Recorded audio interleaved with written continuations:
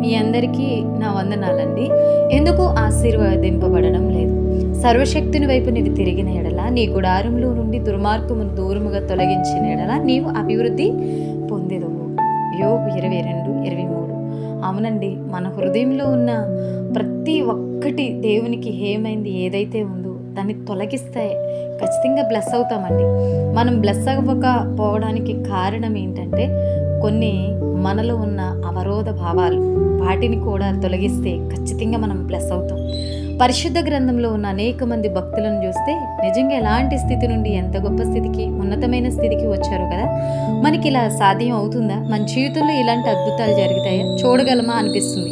ఒక బానిస ఒక దేశానికి ప్రధానమంత్రి అవ్వడం, ఒక నత్తివాడు అనేక మందిని నడిపించే నాయకుడు అవ్వడం, ఒక గొర్రెల కాపరి గొప్ప రాజు అవ్వడం, ఒక విధవరాలు ఉన్నతమైన భర్తను పొంది యేసుక్రీస్తు వంశబలిలో చోటు పొందడం, అగ్నిగుండంలో కాలిపోకుండా జీవించడం, సింహాల బోనులో సంరక్షింపబడడం, ఒక అనాథ ఒక దేశానికి రాణి అవ్వడం, ఇలాంటివన్నీ చూస్తుంటే నేను ఇలాంటి స్థితికి రాగలనా?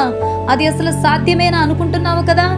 వారి జీవితంలో సాధ్యమైన ఈ కార్యాలు నీ జీవితంలో కూడా తప్పకుండా సాధ్యమవుతాయి. కానీ ముఖ్యమైన విషయం ఏంటంటే వారిలో దీవించబడాలి అనుకుంటున్న నీవు వారిలా జీవించగలగాలి. యోసేపు చెరసాలలోనికి వెళ్లాల్సి వస్తుందని తెలిసిన పరిశుద్ధతను విడవలే. మోషే ఐగుప్తు దేశంలోని ధనము కంటే ఇశ్రాయేలులతో కూడిన నింద, శ్రమ గొప్ప భాగ్యమని ఎంచుకున్నాడు. దావీదు దేవుని హృదయానుసారముగా జీవించాడు. తన విశ్వాసాన్ని నిలకడ కలిగిన జీవితాన్ని బట్టి రూతు జీవితం చిగురించింది. షద్రక్, మేషక్, అబేద్నెగోలు అగ్నిగుండంలో కాలిపోయినా సరే విశ్వాసాన్ని విడవము అన్నారు. దానియేలు సింహాల బోనులోనికి వెళ్లాల్సి వచ్చినా సరే ప్రార్థన విడవలేదు. విధేయత తప్ప ఇంకేమీ వద్దు అంటున్నట్లు జీవించింది ఎస్తేరు. కాబట్టి వారు దేవునికి ఇచ్చిన విలువ, విధేయత, దేవునిపై ఉంచిన విశ్వాసం, దేవుని కోసం తీసుకున్న తీర్మానాలే దేవుని ద్వారా వారు ఉన్నతమైన స్థితిలో నిలబడేలా చేశాయి. వారి వంటి అద్భుతాలు నీ జీవితంలో జరగాలి అని ఆశిస్తున్న ప్రియ సహోదరి, సహోదరుడు, మరి వారి వలె జీవిస్తున్నావా? జీవించగలుగుతున్నావా? ఒకసారి ఆలోచించండి. దీవెనలు, ఆశీర్వాదాలు ఊరికే రావండి. వాటి కోసం త్యాగాలు చేయాలి, సహనం కలిగి ఉండాలి, శ్రమలను, సంఖ్యలను, నిందలను, అవమానాలను సహించాలి.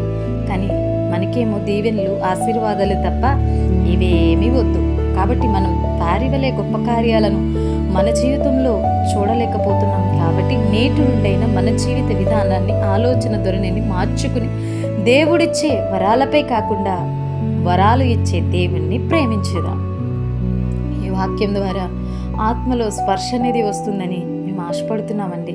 మీ ఆత్మీయ స్థితికి ఈ వాక్యం ఎంతో అవసరమై ఉంది కాబట్టి ప్రభు మా ద్వారా రాయించారు. ఈ మాటలు మీ హృదయంలో ఫలించునుగాక.